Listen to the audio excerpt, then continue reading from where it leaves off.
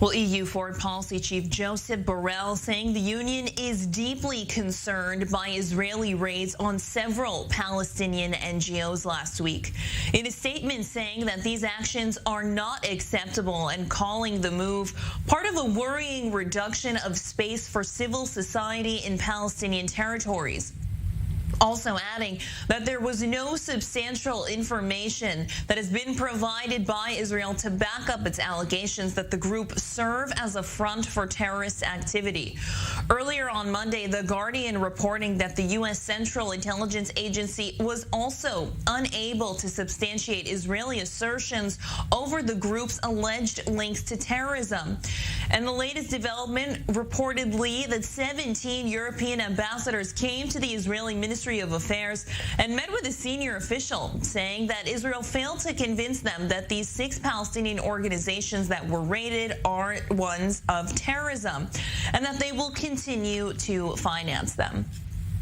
Let's bring in Raphael Jerusalmy, a former senior intelligence officer for the IDF. He joins me live in studio. Raphael, good morning to you. A lot happening in these week with these NGOs, but what is the original reasoning that Israel gave saying that these NGOs were terrorist organization? What is the list of qualifications? Okay, so we, like what you call qualifications, our qualifications and our rules are different from the Western world, where the terrorist threat is further away. So you can be a little more lenient maybe in Europe or in the States, but here we have to be very vigilant and we have certain strict rules. One of the rules is, where does the money come from? These NGOs are financed. The money doesn't come from a nice person making a check somewhere in New York or Paris in sympathy with the Palestinian cause. It's money that's coming from very fraudulent sources. Some of it is even mafia related. The money is being laundered by these NGOs. It's illegal monies that are arrived in these NGOs. We have traced some of them to Qatar, some of them to other terrorist organizations. So already this is the first rule. Where does the money come from? Then where does the money go? As you can see in the conditions of living in some of the refugee camps, the money hasn't arrived to the Palestinian people there. The money hasn't arrived to schools. The money hasn't arrived to hospitals. Where did it go? It did go somewhere. It went to the FPLP, which is a terrorist faction. The employees of the NGOs, for some coincidence, are members of the same FPLP. So all this put together shows that these NGOs are fictitious, that they do not function towards the betterment of the quality of life of Palestinians or the Palestinian cause. They are doing something which is simply called money laundering. And then let me remind you that you have terrorism. Terrorism doesn't necessarily mean you have carry a gun or a hand grenade. You have what you call white-collar terrorism.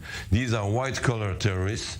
One of the examples of white-collar terrorism is the famous school books that Palestinian children learn from in the schools today, until today, and it's also financed by the European Union. So it shows how they do not check what they're doing. These school books are teaching to little children, first of all, the hate of the Zionist enemy or the Jews, but also martyrdom, to commit suicide attacks, to kill yourself for the cause. These are school books for kids who are 5, 6 years old. These are the kids our kids will have to live with one day in peace. How can this happen if they are brainwashed from their early childhood by this? So all this is called white-collar terrorism. In Germany, last week, we saw one example of white-collar terrorism with Mr. Mahmoud Abbas himself pronouncing a very violent incitement to hatred and violence by comparing the suffering of Palestinian people to the Holocaust, to 50 Holocausts. All this we must remember, and unfortunately, in Europe, it's only a wake-up call now with some of the Islamist Islamist preachers in some very extremist mosques, you realize there is this white-collar terrorism, meaning a preacher in an Islamist mosque can radicalize the youth there without carrying himself any weapon. And then that's white-collar terrorism, and these mosques are also financed, again, by money coming from very fraudulent sources, not from donations by the faithful, by the people who attend the mosque. So yet again, money laundering, and in Europe they have sacked a few of these preachers because they were inciting to hatred, and now they're reproaching the Israelis to do the same, to defend, with the difference that we are fighting really a present and imminent danger of terrorist attacks.